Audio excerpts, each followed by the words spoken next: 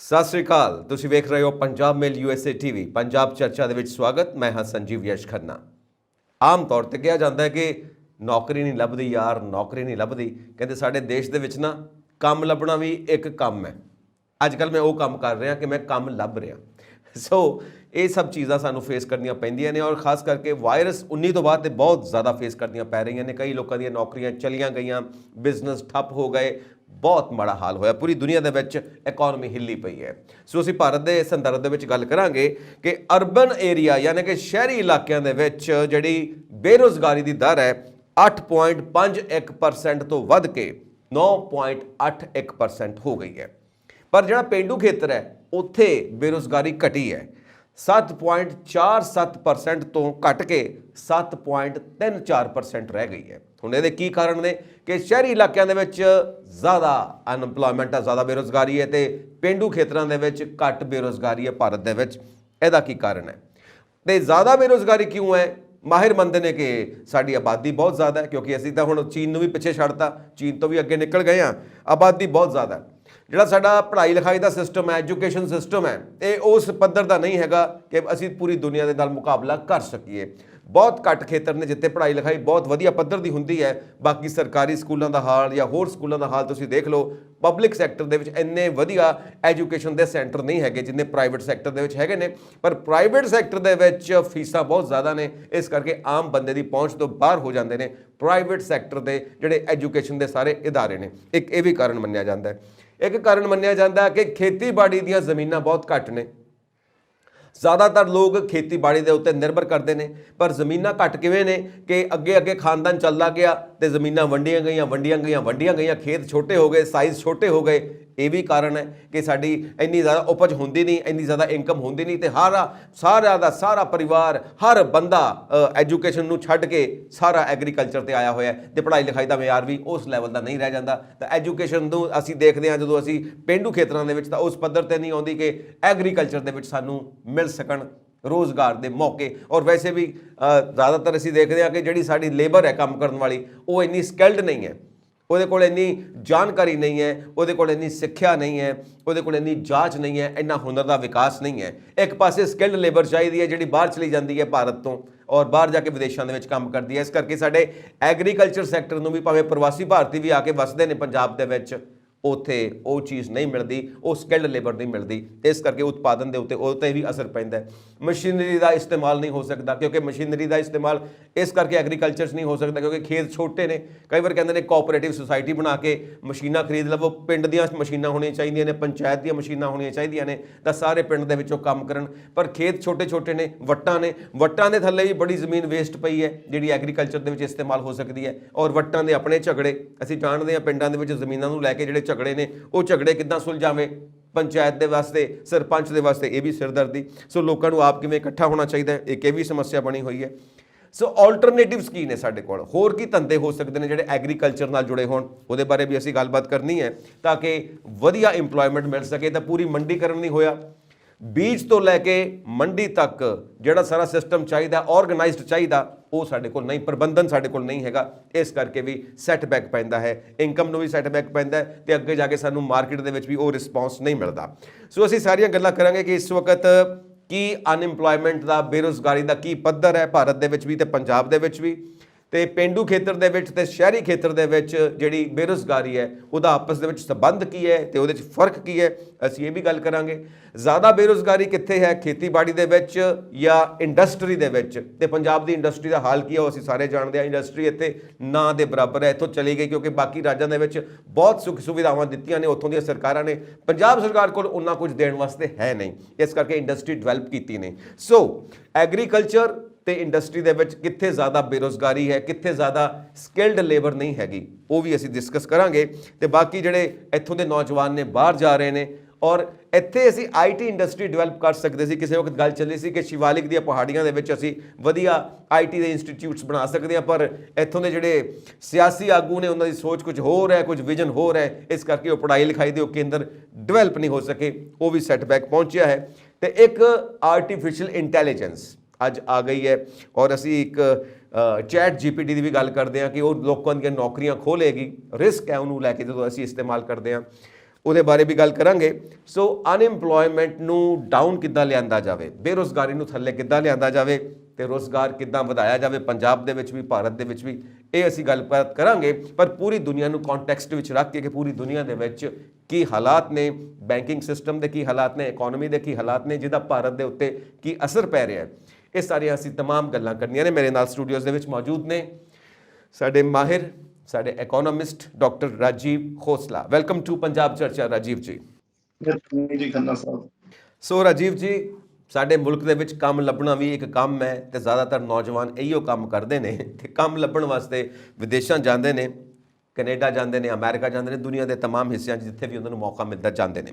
ਸੋ ਸਭ ਤੋਂ ਪਹਿਲਾਂ ਅਸੀਂ ਇਹ ਜਾਣਨਾ ਚਾਹਾਂਗੇ ਕਿ ਇਸ ਵਕਤ ਜੋ ਬੇਰੁਜ਼ਗਾਰੀ ਹੈ ਉਹਦਾ ਪੱਧਰ ਕੀ ਹੈ ਪੰਜਾਬ ਦੇ ਵਿੱਚ, ਭਾਰਤ ਦੇ ਵਿੱਚ ਤੇ ਪੂਰੀ ਦੁਨੀਆ ਦੇ ਕੰਟੈਕਸਟ ਦੇ ਵਿੱਚ ਜੇ ਅਸੀਂ ਦੇਖੀਏ ਅਸੀਂ ਕਿੱਥੇ ਖੜੇ ਹਾਂ। ਰਾਜੀਵ ਜੀ, ਜਿਹੜਾ ਤੁਸੀਂ ਇੰਟਰੋਡਕਟਰੀ ਆਪਣਾ ਸਰ ਜਿਹੜੇ ਵਰਡਸ ਬੋਲੇ ਨੇ, ਜਿਹੜੇ ਸ਼ਬਦਾਂ ਦਾ ਤੁਸੀਂ ਪ੍ਰਯੋਗ ਕੀਤਾ, ਪਹਿਲਾਂ ਤਾਂ ਮੈਂ ਤੁਹਾਨੂੰ ਉਹਦੇ ਵਾਸਤੇ ਮੁਬਾਰਕਬਾਦ ਦੇਣਾ ਚਾਹੁੰਦਾ। ਤੁਸੀਂ ਬੜੇ ਸਹੀ ਤਰੀਕੇ ਦੇ ਨਾਲ ਜਿਹੜਾ ਅਨਇੰਪਲੋਇਮੈਂਟ ਦਾ ਜਿਹੜਾ ਪ੍ਰੋਬਲਮ ਹੈ ਇਹਨੂੰ ਨਿਖਾਰ ਕੇ ਦੱਸਿਆ ਆਪਣੇ ਸਰੋਤਿਆਂ ਦੇ ਲਈ, ਆਪਣੇ ਦਰਸ਼ਕਾਂ ਦੇ ਲਈ।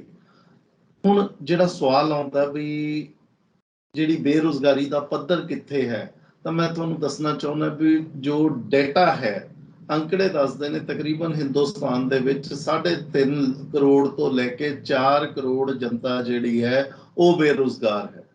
ਸਾਡੇ ਕੋਲ ਕੋਈ ਟਾਈਮ ਸੀਗਾ ਜਦੋਂ ਅਸੀਂ ਕਹਿੰਦੇ ਸੀ ਵੀ 46 ਕਰੋੜ ਲੋਕ ਨੇ ਜਿਹੜੇ ਨੌਕਰੀ ਦੇ ਵਿੱਚ ਆਉਣਾ ਚਾਹੁੰਦੇ ਨੇ ਜਾਂ ਨੌਕਰੀ ਦੇ ਕਰਨ ਦੇ ਲਾਇਕ ਨੇ।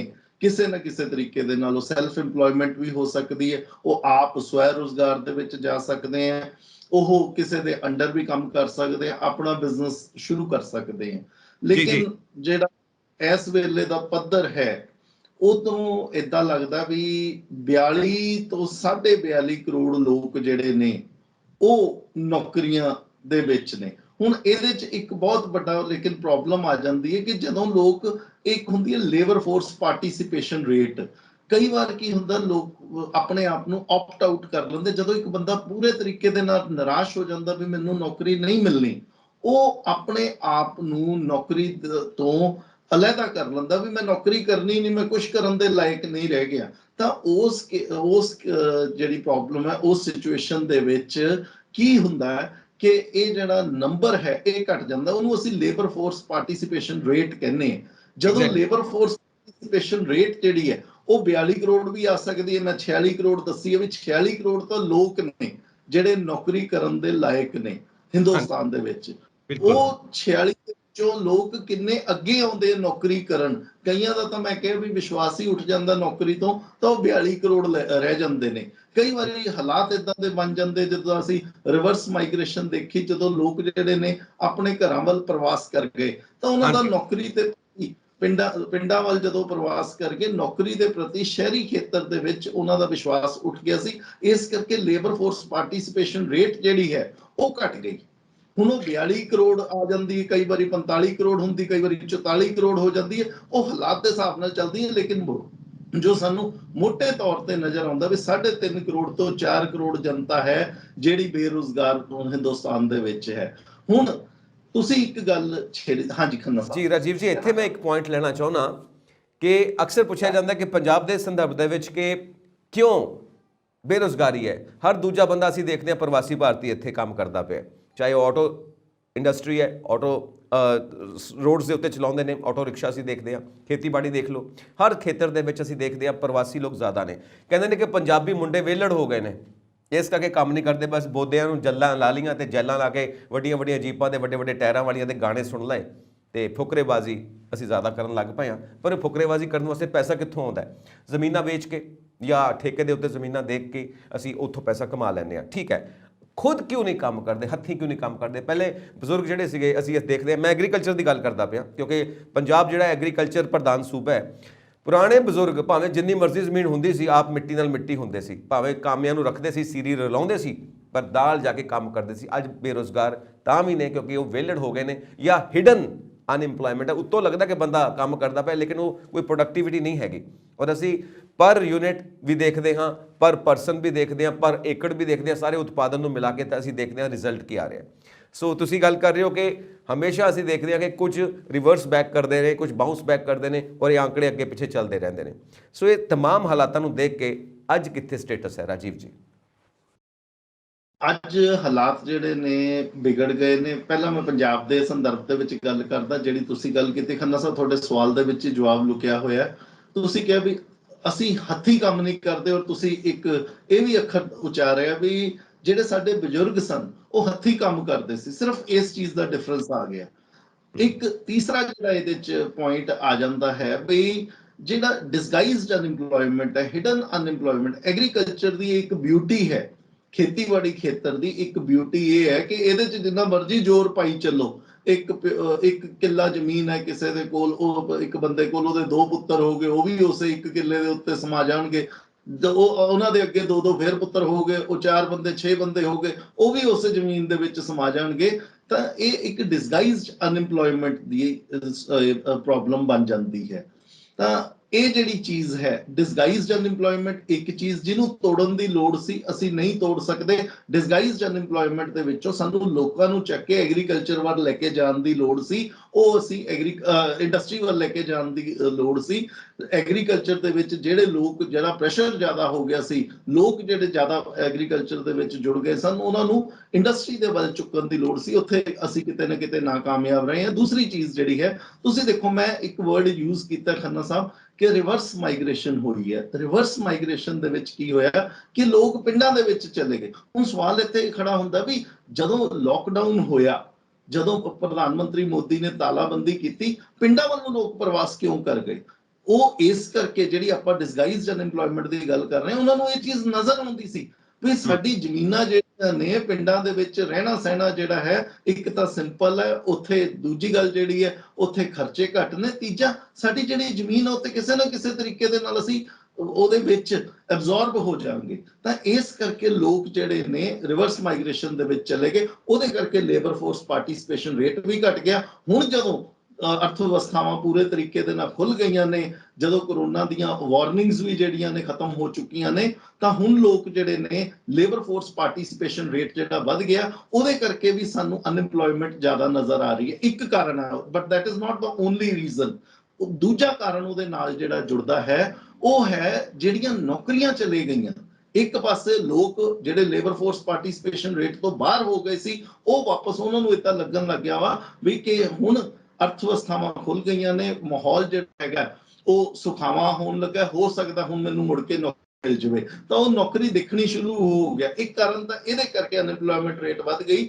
ਦੂਜਾ ਕਾਰਨ ਹੈ ਜਿਹੜਾ ਇੱਕ ਬਹੁਤ ਵੱਡਾ ਇੱਕ ਚੱਕਰ ਬਣ ਗਿਆ, ਜਿਹਦੇ ਵਿੱਚ ਸਰਵਿਸਿਜ਼ ਸੈਕਟਰ ਦੇ, ਖਾਸ ਕਰਕੇ ਆਈਟੀ ਸੈਕਟਰ, ਸਟਾਰਟਅਪ, ਬੈਂਕਾਂ, ਫਿਨਟੈਕ, ਇੱਥੋਂ ਜਿਹੜੀਆਂ ਨੌਕਰੀਆਂ ਚਲੇ ਗਈਆਂ, ਉਹਦੇ ਕਰਕੇ ਅਨਇੰਪਲੋਇਮੈਂਟ ਜਿਹੜੀ ਵੱਧ ਗਈ ਹੈ। ਇੱਕ ਚੀਜ਼ ਮੈਂ ਹੋਰ ਦੱਸਣਾ ਚਾਹੁੰਦਾ ਖੰਨਾ ਸਾਹਿਬ, ਤੁਸੀਂ ਦੇਖੋ ਵੀ ਕਰੋਨਾ ਤੋਂ ਬਾਅਦ, ਇਮੀਡੀਏਟਲੀ ਬਾਅਦ ਦੇਖੋ, ਔਰ ਅੱਜ ਤੋਂ 6 ਮਹੀਨੇ ਪਹਿਲਾਂ ਤੱਕ ਦੇਖੋ, 2022 ਦਾ ਤਕਰੀਬਨ ਅਕਤੂਬਰ ਨਵੰਬਰ ਤੱਕ ਦੇਖੋ, ਤੁਸੀਂ ਇਹ ਚੀਜ਼ ਦੇਖੋਗੇ ਅੰਕੜਿਆਂ ਦੇ ਵਿੱਚ ਵੀ ਸ਼ਹਿਰੀ ਰੋਜ਼ਗਾਰ ਜਿਹੜੀ ਸੀ, ਸ਼ਹਿਰੀ ਬੇਰੁਜ਼ਗਾਰੀ ਜਿਹੜੀ ਸੀ ਉਹ ਘੱਟ ਸੀ, ਪਿੰਡਾਂ ਦੇ ਵਿੱਚ ਬੇਰੁਜ਼ਗਾਰੀ ਜ਼ਿਆਦਾ ਸੀ। ਕਿਉਂ ਸੀ? ਕਿਉਂਕਿ ਲੋਕ ਜਿਹੜੇ ਪ੍ਰਵਾਸ ਕਰ ਗਏ ਸੀਗੇ, ਉਹ ਪਿੰਡਾਂ ਦੀ ਬੇਰੁਜ਼ਗਾਰੀ ਉੱਥੇ ਵੱਧ ਗਈ ਸੀ। ਲੋਕ ਸਿਸਟਮ ਦੇ ਵਿੱਚੋਂ ਆਪਣੇ ਆਪ ਨੂੰ ਆਪਟ ਆਊਟ ਕਰ ਗਏ ਸੀ ਵੀ ਮੈਂ ਨੌਕਰੀ ਕਰਨੀ ਨਹੀਂ ਹੈ, ਨੌਕਰੀਆਂ ਹੈ ਨਹੀਂ, ਮੈਨੂੰ ਮਿਲ ਨਹੀਂ ਸਕਦੀ, ਮੈਂ ਕਰ ਨਹੀਂ ਸਕਦਾ।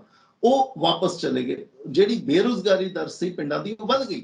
ਹੁਣ ਕੀ ਹੋਇਆ ਲੇਕਿਨ ਪਿਛਲੇ 6 ਮਹੀਨਿਆਂ ਦੇ ਵਿੱਚੋਂ ਇਹ ਚੱਕਰ ਜਿਹੜਾ ਹੈ ਇਹ ਉਲਟਾ ਪੈਣਾ ਸ਼ੁਰੂ ਹੋ ਗਿਆ। ਜਦੋਂ ਅਰਥ ਵਿਵਸਥਾ ਪੂਰੀ ਖੁੱਲ ਗਈ, ਲੇਕਿਨ ਦੂਜੇ ਪਾਸਿਓਂ ਜਿਹੜਾ ਬੈਂਕਿੰਗ ਦਾ ਕ੍ਰਾਈਸਿਸ ਆ ਗਿਆ, ਸਟਾਰਟਅਪਸ ਜਿਹੜੇ ਫੇਲ ਹੋਣੇ ਸ਼ੁਰੂ ਹੋ ਗਏ, ਫਿਨਟੈਕ ਕੰਪਨੀਆਂ ਨੇ ਲੋਕਾਂ ਨੂੰ ਕੱਢਣਾ ਸ਼ੁਰੂ ਕਰਤਾ, ਆਈਟੀ ਸੈਕਟਰ ਦੇ ਵਿੱਚ ਪ੍ਰੋਬਲਮਸ ਆਉਣੀਆਂ ਸ਼ੁਰੂ ਹੋ ਗਈਆਂ, ਤਾਂ ਜਿਹੜੀ ਬੇਰੁਜ਼ਗਾਰੀ ਹੈ ਉਹ ਮੁੜ ਕੇ ਸ਼ਹਿਰਾਂ ਦੇ ਵਿੱਚ ਵੱਧ ਗਈ। ਜਿਹੜਾ ਤੁਸੀਂ ਅੰਕੜਾ ਦਿੱਤਾ ਬਈ ਪਹਿਲਾਂ 8.51% ਸੀ, ਹੁਣ 9.8% ਹੋ ਗਈ ਹੈ ਸ਼ਹਿਰਾਂ ਦੇ ਵਿੱਚ ਬੇਰੁਜ਼ਗਾਰੀ ਦੀ ਦਰ। ਉਹ ਕਾਰਨ ਇਹ ਹੈ। ਐਗਜ਼ੈਕਟਲੀ ਇਹ ਕਾਰਨ ਹੈਗੇ ਨੇ। ਔਰ ਇੱਕ ਚੀਜ਼ ਆਪਾਂ ਦੇਖਦੇ ਹਾਂ, ਜਿੱਦਾਂ ਆਪਾਂ ਕਹਿੰਦੇ ਹਾਂ ਕਿ ਅੱਜ ਸਕਿਲਡ ਬੰਦੇ ਦੀ ਲੋੜ ਹੈ। ਇਹਦੇ ਵੀ 3 ਕੈਟਾਗਰੀਜ਼ ਨੇ, ਇੱਕ ਐਡਵਾਂਸ ਲੈਵਲ ਦੇ ਸਕਿਲਡ, ਇੱਕ ਉਹ ਨੇ ਜਿਹੜੇ ਸਕਿਲਡ ਹੈਗੇ ਨੇ ਉਹਨਾਂ ਨੂੰ ਹੋਰ ਅੱਗੇ ਜਾਣਾ ਚਾਹੀਦਾ, ਇੱਕ ਹੈਗੇ ਨੇ ਬਿਲਕੁਲ ਰॉ, ਉਹਨਾਂ ਨੂੰ ਹਜੇ ਟ੍ਰੇਨਿੰਗ ਦੇਣ ਦੀ ਲੋੜ ਹੈ। ਇਹ ਤਿੰਨੋਂ ਤਰ੍ਹਾਂ ਦੀ ਮਿਕਸਅਪ ਚੀਜ਼ ਸਾਡੇ ਕੋਲ ਹੈਗੀ ਆ। ਤਾਂ ਉਸ ਚੀਜ਼ ਨੂੰ ਅਸੀਂ ਲੈ ਕੇ ਚੱਲਦੇ ਹਾਂ। ਔਰ ਇੰਡੀਆ ਦੇ ਵਿੱਚ ਜੋ 3rd ਕੈਟਾਗਰੀ ਹੈ ਅਨਸਕਿਲਡ, ਬਹੁਤ ਜ਼ਿਆਦਾ ਨੇ। ਬਾਰ-ਬਾਰ ਗਵਰਨਮੈਂਟ ਆਫ ਇੰਡੀਆ ਕਹਿੰਦੀ ਹੈ ਕਿ ਹੁਨਰ ਦਾ ਵਿਕਾਸ ਕਰੋ, ਸਕਿੱਲਫੁਲ ਹੋਣਾ ਚਾਹੀਦਾ, ਪਰ ਹੁਨਰ ਦਾ ਵਿਕਾਸ ਕਰਨ ਵਾਸਤੇ ਉਹ ਇੰਸਟੀਚਿਊਟ ਵੀ ਤਾਂ ਚਾਹੀਦੇ ਨੇ ਨਾ। ਘਰ ਬਹਿ ਕੇ ਤਾਂ ਹੁਨਰ ਦਾ ਵਿਕਾਸ ਹੋ ਨਹੀਂ ਸਕਦਾ। ਪਹਿਲਾਂ ਕੀ ਸੀ, ਸਾਡੇ ਪੁਸ਼ਤੈਨੀ ਕੰਮ ਧੰਦੇ ਹੁੰਦੇ ਸੀ, ਉਹ ਘਰ ਦੇ ਵਿੱਚ ਹੀ ਬੱਚਾ ਸਿੱਖ ਜਾਂਦਾ ਸੀ ਸਭ ਕੁਝ। ਹੁਣ ਉਹ ਪੁਸ਼ਤੈਨੀ ਕੰਮ ਧੰਦੇ ਰਹੇ ਨਹੀਂ, ਕੰਮ ਦਾ ਕੋਈ ਸਿਸਟਮ ਨਹੀਂ ਰਿਹਾ। ਜਿਹਨੂੰ ਜਿੱਥੇ ਰੋਜ਼ਗਾਰ ਮਿਲਦਾ, ਜਿੱਥੇ ਉਹ ਬੰਦਾ ਫਿੱਟ ਹੁੰਦਾ, ਜਿੱਥੇ ਜਿਹਦਾ ਹੱਥ ਪੈਂਦਾ ਉਹ ਸ਼ੁਰੂ ਹੋ ਜਾਂਦਾ ਵੀ ਘਰ ਦੇ ਵਾਸਤੇ ਇਨਕਮ ਚਾਹੀਦੀ ਹੈ, ਚੁੱਲ੍ਹਾ ਚਲਾਉਣਾ, ਕਿਚਨ ਚਲਾਉਣੀ, ਤਾਂ ਰੋਟੀ ਪਾਣੀ ਕਿੱਥੋਂ ਲੈ ਕੇ ਆਈਏ। ਸੋ ਇਹ ਸਭ ਚੀਜ਼ਾਂ ਚੱਲਦੀਆਂ ਨੇ। ਸੋ ਅਸੀਂ ਇੱਕ ਛੋਟੀ ਜਿਹੀ ਗੱਲ ਕਰੀਏ, ਉਸ ਤੋਂ ਬਾਅਦ ਅਸੀਂ ਆਰਟੀਫਿਸ਼ੀਅਲ ਇੰਟੈਲੀਜੈਂਸ ਵੱਲ ਵਧਾਂਗੇ, ਜਿਹੜੀ ਲੋਕਾਂ ਦੀ ਨੌਕਰੀ ਖਾ ਰਹੀ ਹੈ। ਰੂਰਲ ਸੈਕਟਰ ਤੇ ਅਰਬਨ ਸੈਕਟਰ, ਸ਼ਹਿਰੀ ਖੇਤਰ ਤੇ ਪੇਂਡੂ ਖੇਤਰ, ਦੋਵਾਂ ਦੇ ਵਿੱਚ ਜੇ ਕੰਪੈਰੀਜ਼ਨ ਕੀਤਾ, ਉਹ ਆਪਾਂ ਅੰਕੜੇ ਦਿੱਤੇ ਨੇ ਤੇ ਡਿਸਕਸ ਕਰ ਚੁੱਕੇ ਹਾਂ ਕਿ ਕੌਣ ਕਿੱਥੇ ਖੜਾ ਹੈ। ਮੈਂ ਇਹ ਪੁੱਛਣਾ ਚਾਹੁੰਦਾ ਕਿ ਜਿਹੜਾ ਪਿੰਡ ਹੈ ਤੇ ਸ਼ਹਿਰ ਹੈ, ਜੇ ਕੰਪੈਰੀਜ਼ਨ ਕਰੀਏ, ਪੋਟੈਂਸ਼ੀਅਲ ਕਿਹਦੇ ਵਿੱਚ ਜ਼ਿਆਦਾ ਹੈ ਅਨਇੰਪਲੋਇਮੈਂਟ ਨੂੰ ਖਤਮ ਕਰਨ ਦਾ ਤੇ ਇੰਪਲੋਇਮੈਂਟ ਦੇਣ ਦਾ? ਨੌਕਰੀ ਕਿੱਥੇ ਜ਼ਿਆਦਾ ਪੈਦਾ ਹੋ ਸਕਦੀ ਹੈ? ਪੋਟੈਂਸ਼ੀਅਲ ਕਿੱਥੇ ਹੈ ਰਾਜੀਵ ਜੀ? Naturally sir, potential industrial sector ਦੇ ਵਿੱਚ ਜਾਂ ਜਿਹੜਾ ਸ਼ਹਿਰੀ ਖੇਤਰ ਹੈ ਉਹਦੇ 'ਚ ਜ਼ਿਆਦਾ ਹੋਣਾ ਚਾਹੀਦਾ, ਔਰ ਹੈ ਵੀ। ਲੇਕਿਨ ਹੁਣ ਉੱਥੇ ਵੀ ਡਿਪੈਂਡ ਕਰਦਾ ਇਹ ਐਗਰੀਕਲਚਰ। ਅਸੀਂ ਜਨਰਲੀ ਅਸੀਂ ਰੂਰਲ ਸੈਕਟਰ ਨੂੰ ਐਗਰੀਕਲਚਰ ਦੇ ਨਾਲ ਜੋੜ ਕੇ ਦੇਖਦੇ ਹਾਂ, ਪਰ ਇਦਾਂ ਦੀ ਗੱਲ ਨਹੀਂ ਹੈ। ਹੁਣ ਜਿਹੜੀਆਂ ਜ਼ਮੀਨਾਂ ਨੇ ਸ਼ਹਿਰਾਂ ਦੇ ਵਿੱਚ ਮਹਿੰਗੀਆਂ ਹੋ ਗਈਆਂ, ਤਾਂ ਇੰਡਸਟਰੀ ਜਿਹੜੀ ਹੈ ਉਹ ਰੂਰਲ ਸੈਕਟਰ ਵੱਲ ਮਾਈਗ੍ਰੇਟ ਕਰ ਰਹੀ ਹੈ। ਤਾਂ ਮੇਰੇ ਖਿਆਲ ਨਾਲ ਇਹ ਇਦਾਂ ਇਹਦੀ ਤੁਲਨਾਤਮਕ ਤਰੀਕੇ ਦੇ ਨਾਲ ਇਹਨੂੰ ਕੰਪੈਰੀਜ਼ਨ ਕਰਨਾ ਕਿਸੇ ਤਰੀਕੇ ਨਾਲ ਵੀ ਰੂਰਲ ਸੈਕਟਰ ਜਾਂ ਅਰਬਨ ਸੈਕਟਰ ਕਿਹਦਾ ਪੋਟੈਂਸ਼ੀਅਲ ਜ਼ਿਆਦਾ, ਮੈਨੂੰ ਉਹ ਠੀਕ ਨਹੀਂ ਲੱਗਦਾ। ਤਰਕਸੰਗਤ ਤਾਂ ਨਹੀਂ ਹੈ ਬਹੁਤਾ, ਪਰ ਮੈਨੂੰ ਇਦਾਂ ਲੱਗਦਾ ਵੀ ਜੇ ਅਸੀਂ ਇੰਡਸਟਰੀ ਅਰਬਨ ਸੈਕਟਰ ਜਿਹੜਾ ਹੈ, ਕਿਉਂਕਿ ਹਿੰਦੁਸਤਾਨ 'ਚ ਅਸੀਂ ਕਹਿੰਦੇ ਸਰਵਿਸ ਸੈਕਟਰ ਪ੍ਰੀਵੇਲ ਕਰਦਾ, ਡੋਮੀਨੇਟ ਕਰਦਾ। ਹੁਣ ਸਰਵਿਸ ਸੈਕਟਰ ਜਿਹੜਾ ਹੈ ਉਹ ਨਿਕਲਦਾ ਹੈ ਜਨਰਲੀ ਅਰਬਨ ਸੈਕਟਰ ਦੇ ਵਿੱਚੋਂ ਦੀ। ਸਰਵਿਸ ਸੈਕਟਰ ਜਿਹੜਾ ਹੈ, ਅਰਬਨ ਸੈਕਟਰ, ਆਈਟੀ ਹਬਸ ਜਿਹੜੀਆਂ ਨੇ ਬਣੀਆਂ ਹੋਈਆਂ, ਹਸਪੀਟਲਸ ਜਿਹੜੇ ਨੇ ਉਹ ਬਣੇ ਹੋਏ ਆ, ਬੈਂਕਾਂ ਜਿਹੜੀਆਂ ਨੇ ਬਣੀਆਂ ਹੋਈਆਂ, ਤਾਂ ਉਸ ਐਂਗਲ ਦੇ ਨਾਲ ਤਾਂ ਇਦਾਂ ਲੱਗਦਾ ਵੀ ਜਿਹੜਾ ਅਰਬਨ ਖੇਤਰ ਹੈ, ਸ਼ਹਿਰੀ ਖੇਤਰ ਜਿਹੜਾ ਹੈ, ਇਹਨੂੰ ਨੌਕਰੀਆਂ ਜ਼ਿਆਦਾ ਦੇਣੀਆਂ ਚਾਹੀਦੀਆਂ। ਪੇਂਡੂ ਦੇ ਖੇਤਰ ਦੇ ਵਿੱਚ ਕੀ ਹੈ ਵੀ ਐਗਰੀਕਲਚਰ ਹੈ ਜਾਂ ਇੰਡਸਟਰੀ ਹੈ। ਐਗਰੋ ਇੰਡਸਟਰੀ ਨਹੀਂ ਲੱਗੀ, ਉਹਦੀ ਆਪਾਂ ਚਰਚਾ ਕਰਾਂਗੇ। ਤੁਸੀਂ ਇਹਦੇ ਬਾਰੇ ਵੀ ਗੱਲ ਸ਼ੁਰੂ ਕੀਤੀ ਸੀ। ਤਾਂ ਮੈਨੂੰ ਇਦਾਂ ਲੱਗਦਾ ਵੀ ਜਿਸ ਤਰੀਕੇ ਦੇ ਨਾਲ ਸਾਡੇ ਰੁਝਾਨ ਨੇ, ਸਰਵਿਸ ਸੈਕਟਰ ਜਿਹੜਾ ਹੈ ਉੱਪਰ ਜਾਂਦਾ, ਸਰਵਿਸ ਸੈਕਟਰ ਦਾ ਸ਼ੇਅਰ ਜਿਹੜਾ ਜੀਡੀਪੀ ਦੇ ਵਿੱਚ ਉੱਤੇ ਹੈ, ਤਾਂ ਸਰਵਿਸ ਸੈਕਟਰ ਨੌਕਰੀ ਵੀ ਦਵੇ ਨਾ ਉਸ ਹਿਸਾਬ ਦੇ ਨਾਲ। ਤਾਂ ਸਰਵਿਸ ਸੈਕਟਰ ਦੇ ਹਿਸਾਬ ਦੇ ਨਾਲ ਤਾਂ ਮੈਨੂੰ ਅਰਬਨ ਏਰੀਆ ਹੀ ਲੱਗਦਾ ਵੀ ਜ਼ਿਆਦਾ ਪੋਟੈਂਸ਼ੀਅਲ। ਇੰਡਸਟਰੀ ਦੀ ਗੱਲ ਕਰੀਏ ਤਾਂ ਹਮੇਸ਼ਾ ਕਿਹਾ ਜਾਂਦਾ ਹੈ ਕਿ ਐਗਰੋ ਬੇਸਡ ਇੰਡਸਟਰੀ ਪੰਜਾਬ ਦੇ ਵਿੱਚ ਜ਼ਿਆਦਾ ਪਾਵਰਫੁਲ ਹੋ ਸਕਦੀ ਹੈ, ਜ਼ਿਆਦਾ ਸਕਸੈਸਫੁਲ ਹੋ ਸਕਦੀ ਹੈ, ਪਰ ਇਨਵੈਸਟਮੈਂਟ ਕਿੱਥੇ ਨੇ? ਕਿਉਂਕਿ ਇਨਵੈਸਟਮੈਂਟ ਵਾਸਤੇ ਉਹ ਸੁਖਾਵਾਂ ਮਾਹੌਲ ਨਹੀਂ ਹੈ ਕਿ ਜਿੱਥੇ ਆ ਕੇ ਜਿਹੜੇ ਇਨਵੈਸਟਰਸ ਨੇ ਪੈਸਾ ਲਗਾਉਣ। ਇੱਕ ਮੈਂ ਤੁਹਾਨੂੰ ਬਾਟਮ ਲਾਈਨ ਪੁੱਛਣਾ ਚਾਹੁੰਦਾ ਵਿਦ ਇਨ 1 or 2 ਸੈਂਟੈਂਸਸ। ਹਮੇਸ਼ਾ ਬਿਜ਼ਨਸ ਦਾ ਸ਼ੌਕ ਰਹਿੰਦਾ ਹੈ ਅੱਜ ਕੱਲ੍ਹ ਲੋਕਾਂ ਨੂੰ, ਔਰ ਬੜੇ ਬੜੇ ਇਕੋਨੋਮਿਸਟ, ਬੜੇ ਬੜੇ ਜਿਹੜੇ ਦਿੱਗਜ ਬੈਠੇ ਨੇ, ਪੋਲੀਟੀਕਲ ਲੀਡਰਸ ਬੈਠੇ ਨੇ। ਬਿਜ਼ਨਸ ਐਗਰੀਕਲਚਰ ਕੋਈ ਬਿਜ਼ਨਸ ਤਾਂ ਨਹੀਂ ਹੈ ਨਾ। ਐਗਰੀਕਲਚਰ ਨੂੰ ਅਸੀਂ ਸ਼ੇਅਰ ਮਾਰਕੀਟਸ ਨਹੀਂ ਲੈ ਕੇ ਜਾ ਸਕਦੇ ਕਿ ਲੈ ਕੇ ਜਾ ਸਕਦੇ ਹਾਂ। ਜੇ ਐਗਰੋ ਬੇਸਡ ਇੰਡਸਟਰੀ ਹੈ ਤਾਂ ਹੋ ਸਕਦਾ ਹੈ ਉਹਦੇ ਸ਼ੇਅਰਸ ਹੋਣ, ਇਕੁਇਟੀ ਹੋਵੇ, ਉਹਦੇ 'ਚ ਲੋਕਾਂ ਦੀ ਇਨਵੈਸਟਮੈਂਟਸ ਹੋਵੇ, it can be possible. But agriculture survival ਹੈ ਕਿ ਐਗਰੀਕਲਚਰ ਬਿਜ਼ਨਸ ਹੈ? ਹਾਂ, ਬਿਜ਼ਨਸ ਮਾਡਲ ਦੇ ਉੱਤੇ ਜ਼ਰੂਰ ਅਸੀਂ ਇਹਨੂੰ ਬੇਸ ਕਰ ਸਕਦੇ ਹਾਂ, ਕੰਮ ਕਰਨ ਦਾ ਤਰੀਕਾ ਮਾਡਰਨ ਹੋ ਸਕਦਾ, but basically agriculture is survival or is a business? Final words, 1 or 2 sentences Rajiv ji. ਦੇਖੋ ਜੀ, ਐਗਰੀਕਲਚਰ ਨੂੰ ਅਸੀਂ ਸਰਵਾਈਵਲ ਨਾ ਬਣਾਈਏ। Agriculture can not be the only survival mode. Agriculture ਜਿਹੜਾ ਹੈ ਇਹ ਬਹੁਤ ਜ਼ਰੂਰੀ ਹੈ ਹਿੰਦੁਸਤਾਨ ਦੇ ਲਈ ਔਰ ਹਿੰਦੁਸਤਾਨ ਦੀ ਜੀਡੀਪੀ ਦੇ ਲਈ। ਜੇ ਅਸੀਂ ਪ੍ਰੋਬਲਮ ਦੇ ਵਿੱਚ ਆ ਗਏ, ਜਿਸ ਤਰੀਕੇ ਦਾ ਅਸੀਂ ਦੇਖ ਰਹੇ ਹਾਂ ਅਫਰੀਕਨ ਕੰਟਰੀਜ਼, ਜਿੱਥੋਂ ਯੂਕਰੇਨ ਵੱਲੋਂ ਰਾਸ਼ਨ ਜਾਂਦਾ ਸੀ, ਉਹਨਾਂ ਦਾ ਆਪਣਾ ਐਗਰੀਕਲਚਰ ਉਹਨਾਂ ਡਿਵੈਲਪ ਨਹੀਂ ਹੈ ਜਿੰਨਾ ਯੂਕਰੇਨ ਜਾਂ ਰਸ਼ੀਆ ਦੇ ਵਿੱਚੋਂ ਉਹਨਾਂ ਕੋਲ ਸਮਾਨ ਜਾਂਦਾ ਸੀ। ਤਾਂ ਉਹਨਾਂ ਦੀ ਜਿਹੜੀ ਨਿਰਭਰਤਾ ਹੈ ਉਹ ਪ੍ਰੋਬਲਮ ਦੇ ਵਿੱਚ ਆ ਜਾਂਦੀ। ਫਿਰ ਕਰੰਸੀ ਜਿਹੜੀ ਹੈ ਤੁਹਾਨੂੰ ਜ਼ਿਆਦਾ ਪੈਸੇ ਦੇਣੇ ਪੈਂਦੇ, ਦੇਰ ਆਰ ਇਨਹੈਰੈਂਟ ਪ੍ਰੋਬਲਮਸ। ਤੁਹਾਡਾ ਬੈਲੈਂਸ ਆਫ ਪੇਮੈਂਟ ਜਿਹੜਾ ਹੈ ਵਿਗੜ ਜਾਂਦਾ। ਸੋ ਮੈਂ ਇਹਨੂੰ ਇਹ ਨਹੀਂ ਮੰਨਦਾ ਵੀ ਐਗਰੀਕਲਚਰ ਨੂੰ ਕਿਤੇ ਅਸੀਂ ਓਵਰਸ਼ੈਡੋ ਕਰ ਲਈਏ ਕਿਸੇ ਚੀਜ਼ ਦੇ ਨਾਲ। ਐਗਰੀਕਲਚਰ ਦੀ ਆਪਣੀ ਜ਼ਰੂਰਤ ਹੈ, ਐਗਰੀਕਲਚਰ ਨੂੰ ਡਿਵੈਲਪ ਕਰਨ ਦੀ ਲੋੜ ਹੈ, ਪਰ ਪ੍ਰੋਪਰ ਤਰੀਕੇ ਦੇ ਨਾਲ, ਪਾਲਿਸੀ ਦੇ ਨਾਲ। ਇਹ ਨਹੀਂ ਕਿ ਸਿਰਫ ਐਗਰੀਕਲਚਰ ਦੇ ਵਿੱਚ ਅਨਇੰਪਲੋਇਮੈਂਟ ਲੇਬਰ ਨੂੰ ਸਿੱਟੀ ਜਾਓ, ਉਹ ਵੀ ਗਲਤ ਹੈ ਕੰਮ। ਲੇਕਿਨ ਐਗਰੀਕਲਚਰ ਨੂੰ ਡਿਵੈਲਪ ਹੀ ਨਾ ਕਰੋ, ਉਸ ਤੋਂ ਵੀ ਜ਼ਿਆਦਾ ਗਲਤ ਹੈ। ਐਗਜ਼ੈਕਟਲੀ। ਸੋ ਆਪਾਂ ਅੱਗੇ ਵਧਦੇ ਹਾਂ। ਅੱਜ ਕੱਲ੍ਹ ਇੱਕ ਆਰਟੀਫਿਸ਼ੀਅਲ ਇੰਟੈਲੀਜੈਂਸ ਦੀ ਬਹੁਤ ਜ਼ਿਆਦਾ ਗੱਲ ਹੋ ਰਹੀ ਹੈ। ਈਵਨ ਐਗਰੀਕਲਚਰ ਨੂੰ ਵੀ ਕਹਿੰਦੇ ਨੇ ਕਿ ਤੁਸੀਂ ਵਿਦੇਸ਼ ਵਿੱਚ ਵੀ ਬੈਠੇ ਹੋ ਤਾਂ ਇੰਟਰਨੈਟ ਦੇ ਜ਼ਰੀਏ ਆਪਣੇ ਐਗਰੀਕਲਚਰ ਦੇ ਫਾਰਮ ਦੇ ਉੱਤੇ ਤੁਸੀਂ ਟਿਊਬਲ ਔਨ ਕਰ ਸਕਦੇ ਹੋ, ਟਿਊਬਲ ਆਫ ਕਰ ਸਕਦੇ ਹੋ, ਥਰੂ ਇੰਟਰਨੈਟ ਤੁਸੀਂ ਕੰਟਰੋਲ ਕਰ ਸਕਦੇ ਹੋ। ਟੈਕਨੋਲੋਜੀ ਸਾਨੂੰ ਬਹੁਤ ਫੈਸਿਲਿਟੀਜ਼ ਦਿੰਦੀ ਹੈ। ਸੋ ਆਰਟੀਫਿਸ਼ੀਅਲ ਇੰਟੈਲੀਜੈਂਸ ਹਰ ਫੀਲਡ ਦੇ ਵਿੱਚ ਹੈ। ਕਾਰਾਂ ਜੀ ਆਪਣੇ ਆਪ ਚੱਲਣਗੀਆਂ, ਡਰਾਈਵਰ ਦੀ ਲੋੜ ਨਹੀਂ। ਪਰ ਅਨਇੰਪਲੋਇਮੈਂਟ ਤੇ ਆਪਣੇ ਆਪ ਹੋਣੀ ਹੈ ਨਾ, ਡਰਾਈਵਰ ਦੀ ਜੌਬ ਚਲੀ ਗਈ ਕਿਉਂਕਿ ਕਾਰ ਆਪਣੇ ਆਪ ਡਰਾਈਵਰ ਵੀ ਬਣ ਗਈ ਹੈ। ਹੁਣ ਉਹ ਤੁਹਾਨੂੰ ਕਿੱਥੇ ਲੈ ਕੇ ਜਾਂਦੀ ਹੈ, ਕਾਰ ਦੀ ਮਰਜ਼ੀ। ਖੈਰ GPS ਸਿਸਟਮ ਨਾਲ ਜੁੜੀ ਹੋਈ ਹੈ। ਸੋ ਆਰਟੀਫਿਸ਼ੀਅਲ ਇੰਟੈਲੀਜੈਂਸ ਸਾਡੀਆਂ ਨੌਕਰੀਆਂ ਖਾ ਰਹੀ ਹੈ ਔਰ ਇੱਕ ਪਾਸੇ ਸਾਨੂੰ ਨੌਕਰੀਆਂ ਦੀ ਲੋੜ ਹੈ, ਸਾਨੂੰ ਜੌਬਸ ਦੀ ਲੋੜ ਹੈ। ਕੀ ਹੈ ਸੀਨ ਸਰ ਰਾਜੀਵ ਜੀ? ਦੇਖੋ ਸਰ, ਤੁਸੀਂ ਇੱਕ ਚੀਜ਼ ਨੋਟ ਕੀਤੀ ਹੋਣੀ ਹੈ ਖੰਨਾ ਸਾਹਿਬ, ਜਿਹੜਾ ਤੁਸੀਂ ਵਰਡ ਯੂਜ਼ ਕੀਤਾ ਚੈਟ GPT ਜਾਂ ਆਰਟੀਫਿਸ਼ੀਅਲ ਇੰਟੈਲੀਜੈਂਸ, ਸ਼ੋਰ, ਇਹ ਇਦਾਂ ਨਹੀਂ ਹੈ ਪਹਿਲੀ ਵਾਰੀ ਕਿਤੇ ਮੈਕਨਾਈਜੇਸ਼ਨ ਹੋ ਰਹੀ ਹੈ ਜਾਂ ਕੰਪਿਊਟਰਾਈਜੇਸ਼ਨ ਹੋ ਰਹੀ ਹੈ ਜਾਂ ਆਰਟੀਫਿਸ਼ੀਅਲ ਇੰਟੈਲੀਜੈਂਸ ਆ ਰਹੀ ਹੈ। ਇਹ ਇਦਾਂ ਨਹੀਂ ਹੈ। ਇਹ ਆਪਾਂ ਅਗਰ ਪਿਛਲੇ 100 ਸਾਲ ਦਾ ਇਤਿਹਾਸ ਦੇਖ ਲਈਏ, 1930s ਤੋਂ ਸ਼ੁਰੂ ਹੋਇਆ ਕੰਮ। ਮਸ਼ੀਨਾਂ ਆ ਰਹੀਆਂ ਨੇ, ਮਸ਼ੀਨਸ ਦੇ ਨਾਲ ਰੈਵੋਲੂਸ਼ਨ ਆਏ ਨੇ। ਬਹੁਤ ਸਾਲਾਂ ਤੋਂ, ਕਈ 100-200 ਸਾਲਾਂ ਤੋਂ ਅਸੀਂ ਦੇਖ ਰਹੇ ਹਾਂ ਰੈਵੋਲੂਸ਼ਨ ਆਏ ਹੈ, ਮਸ਼ੀਨਾਂ ਦੇ ਨਾਲ ਆਏ ਹੈ। ਲੇਕਿਨ ਚੈਟ GPT ਨੂੰ ਲੈ ਕੇ ਹੀ ਪ੍ਰੋਬਲਮ ਕਿਉਂ ਹੈ? ਮਸ਼ੀਨ ਤਾਂ JCB ਵੀ ਸੀਗੀ, JCB ਮਸ਼ੀਨ ਆਈ, ਤੁਸੀਂ ਕਾਰਾਂ ਦੀ ਗੱਲ ਕੀਤੀ ਹੈ, ਬੱਸਸ ਆਈਆਂ, ਟ੍ਰੇਨਸ ਆਈਆਂ, ਇਹਨਾਂ ਨੇ ਨੌਕਰੀਆਂ ਵੀ ਦਿੱਤੀਆਂ ਨੇ। ਲੇਕਿਨ ਚੈਟ GPT ਦੀ ਪ੍ਰੋਬਲਮ ਇਹਨਾਂ ਸਾਰਿਆਂ ਤੋਂ ਹਟ ਕੇ ਹੈ।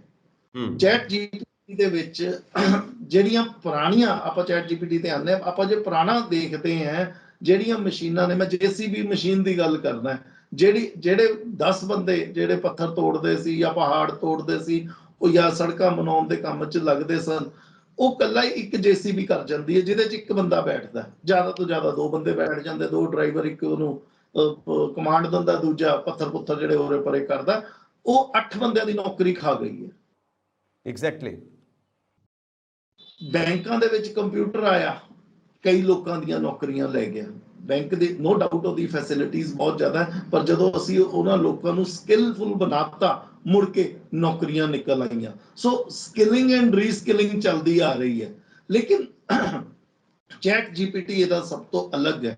ਚੈਟ GPT ਦੀ ਪ੍ਰੋਬਲਮ ਕੀ ਹੈ ਕਿ ਸਾਡੇ 2 ਤਰੀਕੇ ਦਾ, ਜਦੋਂ ਅਸੀਂ ਆਪਣੇ ਦਿਮਾਗ ਦਾ ਵਿਸ਼ਲੇਸ਼ਣ ਕਰਦੇ ਹਾਂ, ਕਿਸੇ ਵੀ ਹਿਊਮਨ ਬੀਇੰਗ ਦੇ, ਤੁਹਾਡਾ, ਮੇਰਾ, ਸਾਡੇ ਸਰੋਤਿਆਂ ਦਾ, ਦਰਸ਼ਕਾਂ ਦਾ, ਜਦੋਂ ਅਸੀਂ ਕਿਸੇ ਵੀ ਬੰਦੇ ਦੇ ਦਿਮਾਗ ਦਾ ਵਿਸ਼ਲੇਸ਼ਣ ਕਰਦੇ ਹਾਂ, ਦਿਮਾਗ 2 ਪਾਸੇ ਅਸੀਂ ਡਿਵਾਈਡ ਕਰਦੇ ਹਾਂ, left brain and the right brain. ਜਿਹੜਾ ਸਾਡਾ ਲੈਫਟ ਸਾਈਡ ਦਾ ਬ੍ਰੇਨ ਹੁੰਦਾ, ਇਸ ਬ੍ਰੇਨ ਦੇ ਵਿੱਚ ਜਿਹੜੀ ਸ਼ਕਤੀ ਹੈ ਉਹ ਹੈ ਵਿਸ਼ਲੇਸ਼ਣ ਕਰਨ ਦੀ, ਐਨਾਲਿਸਿਸ, ਮੈਥਮੈਟਿਕਸ, ਸਟੈਟਿਸਟਿਕਸ। ਇਹ ਅਸੀਂ ਇਸ ਸਾਈਡ ਤੋਂ ਕਰਦੇ ਹਾਂ। ਜਿਹੜਾ ਰਾਈਟ ਸਾਈਡ ਦਾ ਸਾਡਾ ਦਿਮਾਗ ਹੁੰਦਾ, ਉਹ ਬਿਊਟੀ ਦੇ ਲਈ, ਆਰਟ ਦੇ ਲਈ। ਜਦੋਂ ਅਸੀਂ ਕਹਿੰਦੇ ਵੀ ਇੰਜੀਨੀਅਰ ਹੈ ਬੰਦਾ, ਤਾਂ ਉਹ ਲੈਫਟ ਸਾਈਡ ਦਾ, ਇਹਦਾ ਮਤਲਬ ਉਹਦਾ ਦਿਮਾਗ ਜਿਹੜਾ ਹੈ ਉਹ ਜ਼ਿਆਦਾ ਅੱਛੇ ਤਰੀਕੇ ਦੇ ਨਾਲ ਯੂਜ਼ ਹੋ ਰਿਹਾ। ਰਾਈਟ ਸਾਈਡ ਕੋਈ ਆਰਟਿਸਟਿਕ ਹੈਗਾ ਕਿਸੇ ਦਾ, ਕੋਈ ਬਹੁਤ ਸੋਹਣੀ ਕੁਝ ਥਾਟ ਪ੍ਰੋਵੋਕਿੰਗ ਕੋਈ ਆਈਡੀਆਜ਼ ਲੈ ਕੇ ਆ ਰਿਹਾ, ਉਹ ਰਾਈਟ ਸਾਈਡ ਦਾ ਬ੍ਰੇਨ ਹੁੰਦਾ। ਤਾਂ ਹੁਣ ਹੋਇਆ ਕੀ ਹੈ ਕਿ ਜਿਹੜੀ ਇਹ ਚੈਟ GPT ਹੈ, ਇਹਨੇ ਸਾਡਾ ਲੈਫਟ ਬ੍ਰੇਨ ਜਿਹੜਾ ਹੈ ਕਾਪੀ ਕਰ ਲਿਆ। ਲੈਫਟ ਬ੍ਰੇਨ ਸਾਡਾ ਕਾਪੀ ਹੋ ਕੇ ਸਿਸਟਮ ਦੇ ਵਿੱਚ ਪੈ ਗਿਆ।